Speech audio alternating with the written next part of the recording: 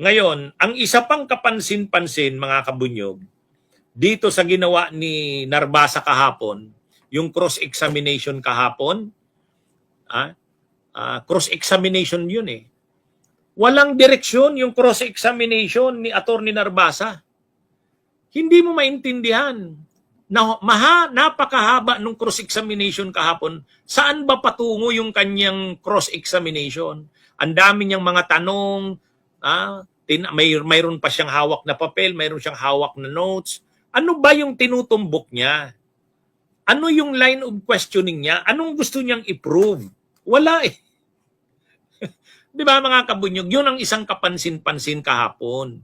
Cross-examination yun. Pag cross-examination, ang purpose ng cross-examination, i-impeach mo yung testimony ng witness. Pangalawa, sirain mo yung credibility niya.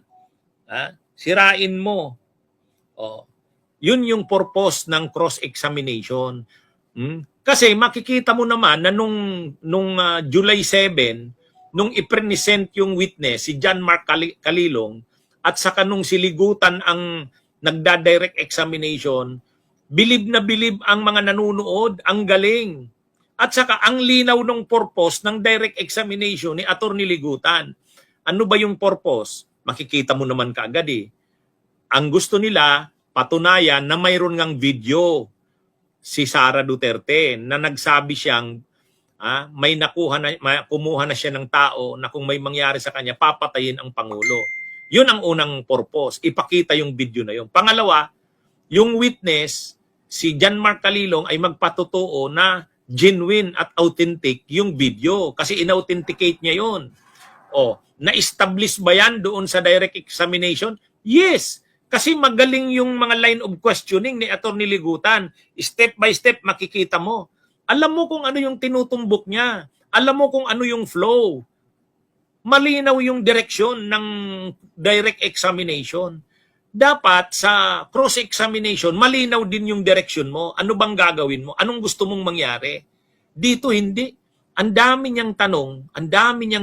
Actually, ang haba-haba. Hindi mo maintindihan. Anong purpose ng mga tanong niya? Walang direksyon yung cross-examination kahapon, mga kabunyog. Parang makatanong lang, may hawak pa siyang notes. Ano bang na-establish niya kahapon? Wala. Yan yung problema. Walang direksyon yung cross-examination ni Narbasa. Kaya, ito mga kabunyog, mga kababayan eh. Anong nakumbinsi mo sa taong bayan kahapon? Wala naman eh. Nasira niya ba yung testimonya ni John Mark Calilong? Hindi. Nasira niya ba yung competence, credibility ni John Mark Calilong? Hindi. Kasi yun dapat yung purpose ng cross-examination. Sirain mo yung direct testimony. Kasi nung present ni Ligutan, ang galing. Di ba? Parang ganito yan. Magaling yung ginawa ni Ligutan. Yung testimonya nung witness, ang galing, babawiin ko yan. Parang ganito, kung ako ang magko-cross-examine, sasabihin ko, kailangan masira ko yung testimonya nung witness. Medyo naka-score sila dun. Sisirain ko din ang credibility niyan. Sige, cross-examination ako. Pag cross-examination, yun yung objective mo, yan yung purpose mo. Ay wala eh. Ang dami niyang tanong, kung ano-anong tanong. May mga pinabasa lang na dokumento. Pinagpabasa ng dokumento yung si John Mark Calilong. Kaya nga sabi nga ni Atty. Ligutan, bakit mo ba pinapabasa yan ng dokumento? Hindi naman siya ang gumawa ng dokumento na yan. Ano naman ang nalalaman niya dyan sa dokumento na yan? Kumbaga, pinapa-identify mo yung dokumento na yan. Siya ba ang gumawa niyan? Siya ba ang pumirma dyan? Valid yun. Pag may ipapabasa ka sa witness, kung may gusto kang ipa-identify sa kanya na dokumento, alam niya dapat ang dokumento na yun. Hindi naman siya ang gumawa ng dokumento. Memo ni Director Santiago, yung dating NBI director. Di ang dapat na i-present ng defense, si Director Santiago. Kaya lang, ang ginagawa nito, pinapabasa doon kay John Mark Calilong. Ang daming pinapabasang dokumento, nag-u-object na nga si Atty. Ligutan eh. Sabi ni Atty. Ligutan, bakit mo pinapabasa yan? Ha? Bakit mo pinapabasa yan ng dokumento? May personal knowledge ba dyan sa dokumento na? Siya ba ang nag-prepare niyan? Siya ba ang pumirma dyan? Actually, may valid yung point ni Atty. Ligutan. Kaya lang, si presiding officer